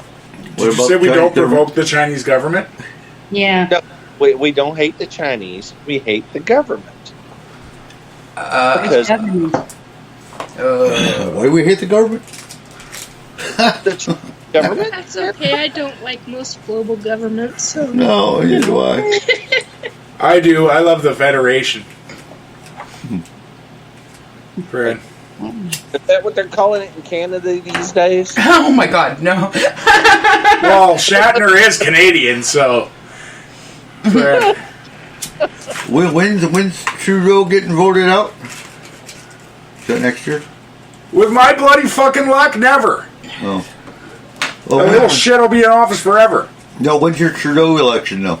That's Next next year. Next year. Oh, same as ours. No, it's not. No? It was 2 years. It was a year ago, so no, we got another. Oh, God. 3 years? Okay. Really? Interesting. And Well, on that note, I am Catholic, but I think I talked about that before about just my beliefs and stuff like that. But I will always say that I'm Catholic. I don't know. I think that it just, like you were kind of saying before, Cole, like the rituals and all that. I find comfort in that. I guess I don't really only know that. I do have an interest, like Kayla was saying, in a bunch of different religions, just learning and talking to people and seeing the commonalities in all religions. It's interesting and liking just to kind of hear what they have to say. Mm-hmm. I think I could get lost in just listening to other people's religions for like hours. Mm-hmm. That's how I am. Well, when you're talking religion, you're also talking culture. I love studying cultures. I'm like that, too. Which religion kind of falls into that sometimes. Yeah. Mm-hmm. Because every culture's got their own version of the same religion. I think for me, I'm just kind of a history nerd. Mm-hmm. And I like to connect dots of history. It doesn't matter if it's religious history or if it's monuments or if it's like any of that kind of stuff. I enjoy knowing about the past and where we came from. And how not to repeat it. Yeah. Yes. That's for sure. History repeats itself. I think I'm the same. It's like, and listening to you guys with the witches, like last week, so interesting. It's like tons of stuff I did know, but like so much more that I didn't know.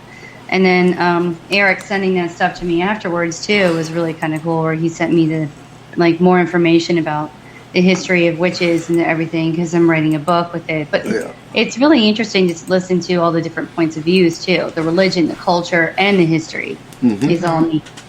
Well, and see, I think we have a hell of a party on this. I think that's the thing is like your religion, I guess, would be like your grouping that you're in or whatever, but everybody's experience with everything is so different that it's kind of really cool to hear different aspects of even the same things, because you can totally learn something about that individual and their practices and their family history and everything. And I think we don't do enough of that. We don't actually listen to where a person's truly coming from. We just assume based off of like X, Y, and Z that this person must believe this or that, when that's not true at all. Today's culture is so closed, they don't want to hear your view. They have their view, and their view is the right view. Mm-hmm. That is 100%, yes. But that's not the only problem. Even when you do attempt to hear someone's view, in order to understand it, you try and use your view to understand theirs, therefore putting parts of your view into theirs.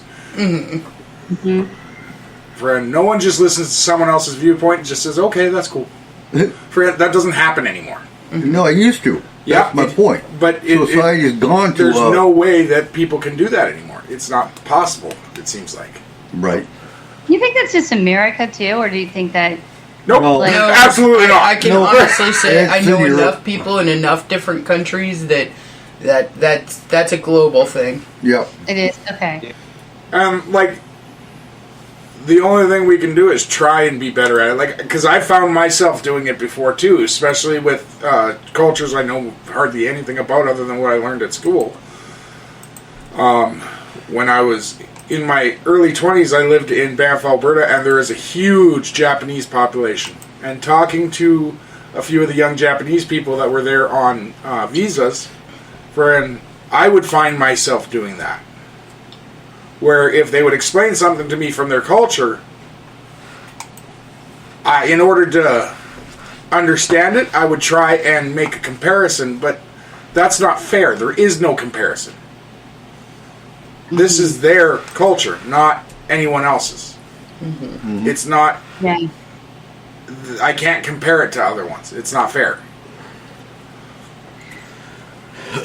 See, that's why I like the fireside chat type of mentality, where you can all sit around a campfire, you can all sit around a table or whatever it is, and like like the three people sitting at our table right now, we have 3 different religions, we have 3 different cultures, we have all kinds of differences in us. But in that, 3 different ages.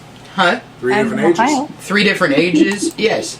And that's what I said, with the differences in that, that's actually what makes most of our friendships stronger, is the fact that we can sit there and actually listen to the other person and go, oh, hey, okay, that makes sense why you would do this, this, or this, because it's based off of that. Mm-hmm. Most of the time. Yeah. Yeah. Sometimes Eric will say something and I'll just be like, fuck, you're old, dude. It's okay, Rick. We all know you're old, too. Right. Yep. There's 3 of us on here that are. What the hell? No, Nikki, you're not in the same, like, I don't consider you that old. I'm sorry. Friend. Why is she off the I hook? love you, Cole. Thank you. Friend. What, did you say why is she off the hook? Yes. She did. Because you're old as fuck, dude. Friend, like, fuck, Moses is younger than you. Okay? Friend, Older than both of us. you taught him how to part the sea. What the fuck you talking about? I parted the goddamn I'm the sea. youngest one, I think, on here. Now that your son isn't on. I don't think so. I don't know. Kayla's 35. Mm-hmm. So, Oh, really? yeah. Well, you sound so much older. I know. Whoa. How old do you think I am, Rosella? I don't know, actually. You're 72. I was going off of her voice. Like, I'm only 39. So, Oh, okay. oh, Friend, I have the body of an 80-year-old, but I'm only 39. act like an 80-year-old. You guys just act older. I mean, seriously. I'm not saying it's a bad thing. To be perfectly honest, I think that's because, for me anyways, I was born into a generation like above where I actually am supposed to be. Because like my grandparents Sing hell. had my mom really late. Like they were in their Oh, late 40s when they had my mother. So like I grew up in a household that did a lot of things that were the generation above where I'm supposed to be. If that makes Right. sense. Yes. yeah. I'm from Canada. We're a generation behind. I've always been able to run with any crowd because I'm 50. Well, I don't know if Rosella knows this or not, but I'm 55. And I was raised around all adults. I had friends, I had kids my own age and that kind of stuff. But, I had cows. and I'm a single child, I'm an only child.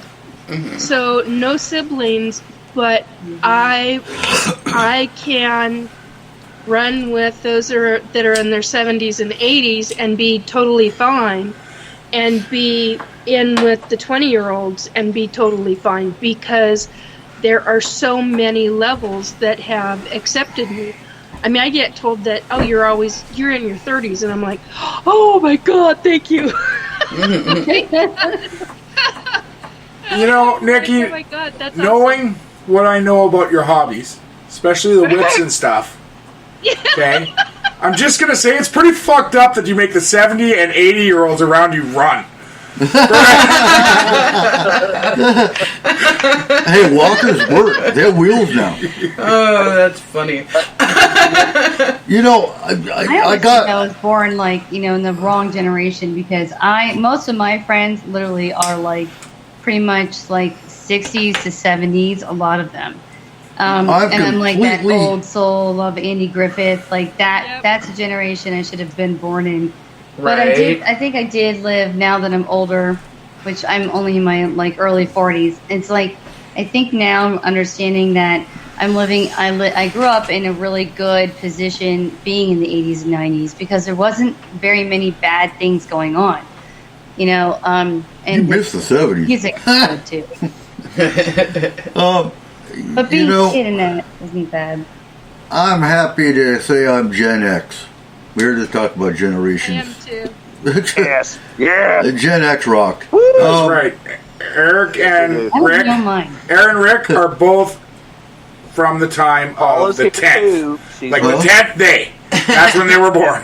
And on the 10th day, Right. God created Eric and Rick. So, I about went the fuck off yesterday when I was asked, oh, did you get AARP yet? That's for fucking old people. I don't got no idea. Hell no. No, you qualify when you're 55. Like, no way. No fucking way. So what's AARP going to do for me? There are 20-year-olds using AARP. Actually, and June now has it. Supposedly it does a lot for you. When I was Because there's 45. no age Yeah. limit on Yeah, but what does Well, it do that's for me like, that I've been getting them since like veteran I status was like and the 40. VA I'm don't like, already what? do? Nothing. It just does it a lot faster. Okay. I'm good with I that. will not sign up for it. Yes, Rosella. Me too. When I was younger, I started getting it too. That's honestly Isn't what that it is. weird? Dude, AARP has been sending me emails since I was like 22. Seriously? Oh Yes. my god. You didn't tell him to go fuck himself? Happened to me. I think they've looked at my medical history and went, God, this person must be 80. Maybe Oh, that's my God. problem. I got an email the other day from Canadian Pension Plan saying you're almost there. You think you've put enough in almost. Friend, And you're like, oh, man. I haven't worked in Canada for 15 years. How have I put enough in? Like, Wait, somebody that makes me a millennial? yes, you're a millennial. Ew. Oh my Tide pod, God. Tide You know pod. what? That's it. I'm going to start wearing shorts and I putting know, my head up in a we're bun. still technically considered millennials. Well, Rosella, what year are you? What year were you born? Wait, me? Yeah. I'm 1980, so I'm 43. So you're not a millennial. Nope. You're a zennial. Yeah, zennials. Ah, Or I kind of like that. That sounds cool. Exennial. I can't remember what it's called. Yes, you Yeah. are. So You get to pick and choose. Don't go yeah, millennial. you follow some of the lessons of Gen Z, but you also have some of the opinions of millennials. Is supposedly what it is. Right. I Well, think- there's a whole study. There's a whole lot because I had to take organizational psychology for my degree, and it went into all generations because you have to know what a boomer expects coming to work versus a millennial because they have completely different ways of working. Oh yeah. See, so that's the expectations of thing. working. I think, What gets them I working? believe that. Workers. So I Yeah, they think don't that wanna work I anymore, honestly I think. should have been a baby boomer. I Like, if you By look all at like, rights, what they say I about am. it, I actually fit in the boomer section more So than any of the other millennials, ones. I know this. Millennials, Yeah, me too. if they see something that is a benefit to the planet, to helping others, is where you're going to get your millennials working better. That's according to organizational If psychology. they care. The millennials I meet, younger people, even my niece, like, and nephew too, a little bit, just because they're younger. Now my niece cares about recycling. I don't think that my nephew cares at all. Like, I think that they either care or they absolutely really don't. They're very into themselves, only what they want, Yep. their choices. Right, they're selfish. It's Yeah. extreme selfishness, and it's like entitlement is the word I'm looking for. That makes me sick. I mean, that's what that whole "I don't want to work" kind of thing comes into too. yeah. There's no care, no empathy.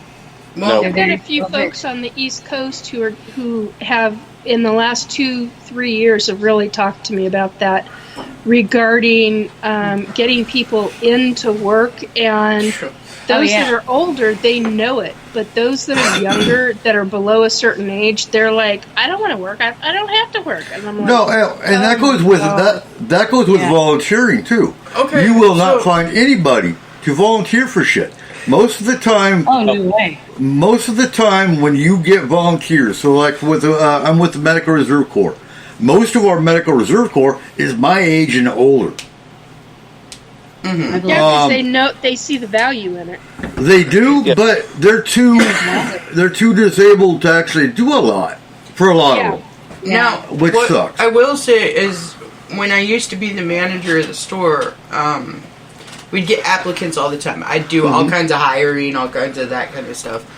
And the younger people that we hired wouldn't last as long in the positions as other people. And they would call out or come in late on a constant basis. Well, Yes, and that's exactly what I hear. And it's called that's quiet going to be Yes. the problem in. And that's what's going on all That's the time. going to be the problem in the future. Is Really? these are our future leaders. So here's the thing, though. Yeah. The whole idea of the generational gaps, they are Western. Yeah. They Yeah. really are. Yeah. Oh, yeah. And even on the Western continent, friend, it is viewed as, like, we say it as a joke, but it's not completely a joke. We are, as a country, the country of Canada, quite a few years behind you guys Yeah. Uh-huh. on almost everything. Yeah. Friend. Style. Yeah. So I would identify myself as being on the cusp of baby boomer to Gen X, Gen X. Friend, I take a lot of the ideas and Of boomers. yeah, Well, see, I work the because work it's ethic. expected. I think like a Right. boomer. The thing is, so you bring up a good point. Accidentally, because you didn't mean to. But you have to look. No, but you have to look at the. Parents do that, you know. You have to look at the Your parents generation did that. issues that we talk about here, and it's not the same in the Middle East. It's No. not the same in the Orient No, or because they Mexico. respect their elders.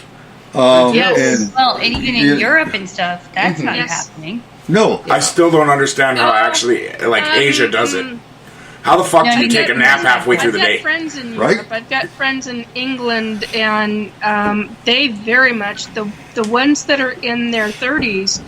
They very much you respect your elders, you respect your grandparents, and the grandparents are brought into homes, and you take care of them. so that's And how you- it is in Germany, but that is not how it is that I've seen in No, England. but see, that's the other thing. You got to also have. you respect your mammy. See, I know it in England Right. because Yeah. I've got They do. people that I consider family there, and they are. I'm not going to say what country their families originate from, but originally originated from. But yeah, they very much are that way.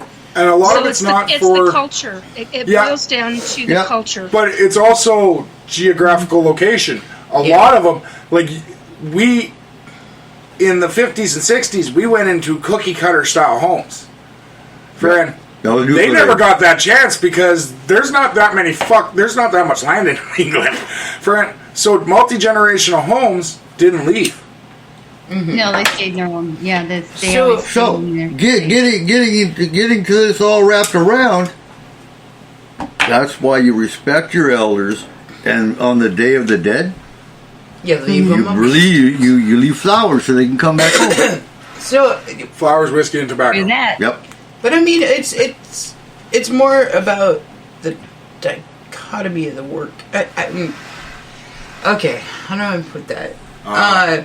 If you look at different cultures and their work weeks and their work issues, and Well, even everything else. schooling. So like Okay, yes. in Germany, they go to school year round. Yeah. Right, and that's what I'm saying. So, like, if So you does go Asia, most of to Asia. certain other cultures, they have shorter work weeks, or they have longer work weeks. Oh my God, or they have a beer break in the middle of the fucking day in Germany. Right, like, or they have like a 2-hour lunch period where you sit with your coworkers and Yeah. you get to know them better, or they don't have such periods at all, or like there's very, very different styles of the amount of work, the amount of time, and the amount of energy that's put into it.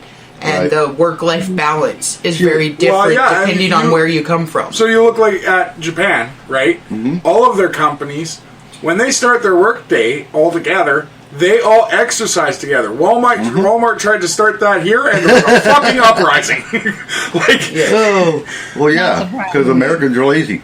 And That's what I said. Like certain cultures, I know that in Sweden, all of their breaking and everything is like at the same time for everybody, and everybody goes as a group and they sit around and they talk and they laugh with each other. So it builds more of a family type bond with them than a co-worker type bond.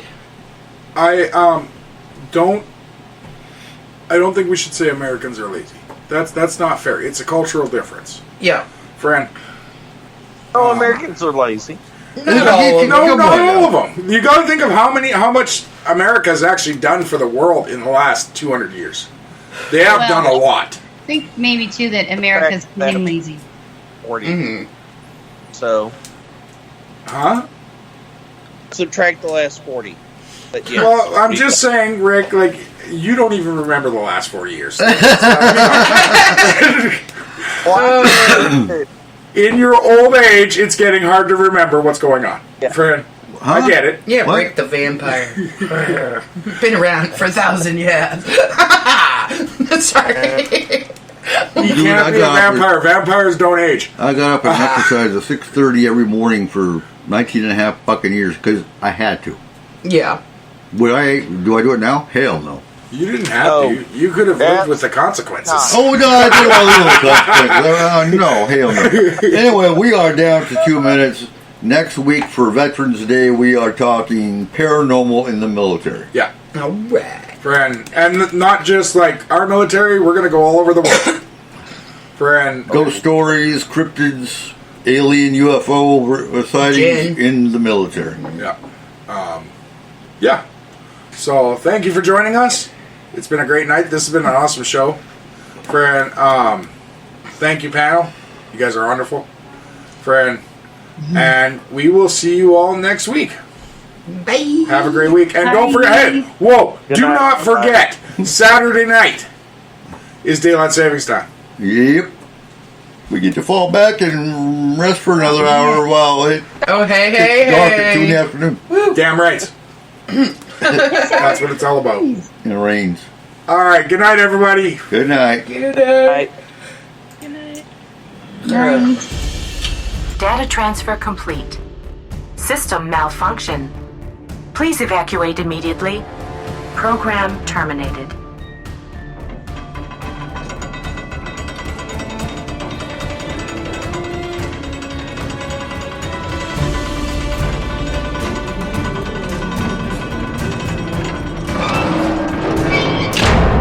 Son of a biscuit eater.